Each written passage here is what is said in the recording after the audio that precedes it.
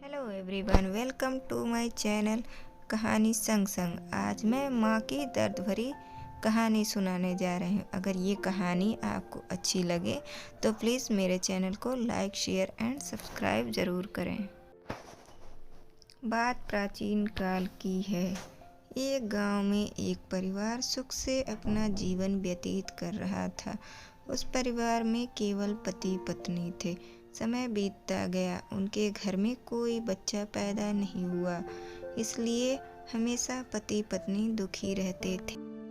लेकिन कुछ समय बाद धीरे धीरे समय का चक्र बदल गया। एक दिन उसकी माँ के पति को ऐसी बीमारी हो गई कि वह बिस्तर पर लेटने के बाद फिर से उठने की क्षमता खो बैठा। शायद उसे कैंसर था, इसलिए काफ़ी दुबला पतला एवं कमज़ोर हो गया। अब वह माँ अपने पति को बीमारी से बचाने के लिए शहर शहर भागने लगी। हर तरफ से लाचारी हाथ मिलने पर वह मायूस होकर पति को घर ले आई। घर लाकर पति की हालत धीरे धीरे बिगड़ती गई। इस दौरान पति को पता चला कि उसकी पत्नी पेट से है। जब उसने यह बात अपने पति को बताई तो पति ने कहा कि अब उसे मरने से पहले यह चिंता नहीं है कि उसके कोई संतान नहीं है। अब यदि मैं मर भी जाऊं तो यह बच्चा जन्म लेगा और आपके जीवन का सहारा बनेगा और आपके बुढ़ापे की छड़ी बन जाएगा। तुम अपना जीवन बच्चे के साथ व्यतीत करना। और यह सब कहकर पति ने अपने प्राण त्याग दिए।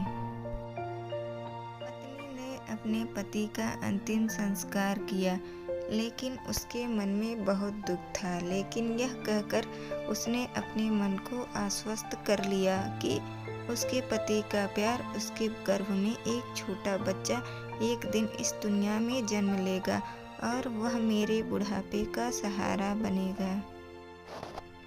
अब धीरे धीरे समय बीतता गया और बच्चे के जन्म का समय आ गया।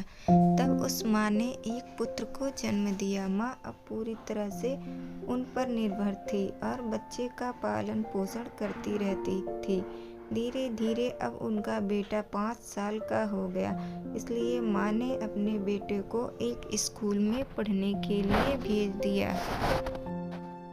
माँ की ममता विलक्षण होती है, इसलिए माँ अपने बेटे से बहुत प्यार करती थी। माँ अपने बच्चे का दर्द नहीं देख सकती, इसलिए माँ उस बच्चे का दुख एवं दर्द स्वयं उठाती थी और अमीर लोगों के घरों में काम करके कुछ पैसे बचाती थी। वह बेटे की हर मांग पूरी करती थी। धीरे धीरे बेटा बड़ा हुआ और उसने उसे गांव से बाहर शहर में पढ़ने के लिए भेज दिया। बेटा भी मन लगाकर पढ़ाई करने लगा और एक दिन वह एक बड़ा अधिकारी बन गया। जब माँ को इस बात का पता चला तो वह बहुत खुश हुई कि उसके जीवन के सभी संकट अब उसके बेटे द्वारा काट दिए जाएंगे। बेटा अब गांव से दूर रहने लगा और आत्मविश्वास से अपना काम करने लगा। अब उसकी माँ गांव में अकेली रह गई थी। धीरे धीरे समय बीतता गया। नौकरी को अधिक समय देने के कारण बेटे का अपनी माँ के प्रति लगाव भी कम होता गया और वह अपनी माँ को लगभग भूल चुका था। वहाँ एक लड़की से प्यार हो गया। जब उसने लड़की को अपनी माँ के बारे में बताया तो लड़की ने कहा कि अगर वह यह सब अपनी माँ को बताएगा तो वह हमारी शादी के लिए तैयार नहीं होगी। जब उसकी माँ को इस बात का पता चला तो उसे बहुत दुख हुआ, लेकिन वह यह सोचकर माँ अपने मन को समझा लेती कि एक दिन उसका बेटा जरूर आएगा। समय बीत रहा था और माँ भी अब बूढ़ी हो रही थी। गांव के लोग भी उसे कहने लगे कि उसका बेटा अब कभी वापस नहीं आएगा। लेकिन उस माँ के मन में उम्मीद थी कि एक दिन उसका बेटा जरूर आएगा। उधर बेटा पत्नी के प्यार में फंसकर माँ को पूरी तरह भूल चुका था। यहाँ धीरे धीरे माँ भी इतनी बूढ़ी हो गई कि माँ को चलने फिरने में परेशानी होने लगी। फिर एक दिन उसने गांव के लोगों को बुलाकर एक पत्र लिखा और उसने अपनी अलमारी में सुरक्षित स्थान पर रख दिया और गांव के लोगों से कहा कि जब उसका बेटा आए तो उसे यह पत्र दे देना। और बूढ़ी माँ एक दिन अपने बेटे की याद में गुजर गई। माँ की ममता एक दर्द भरी कहानी। इधर एक दिन इसी बात को लेकर उनके बेटे और उसकी पत्नी का झगड़ा हो गया और उसकी पत्नी ने उसे हमेशा के लिए छोड़ दिया।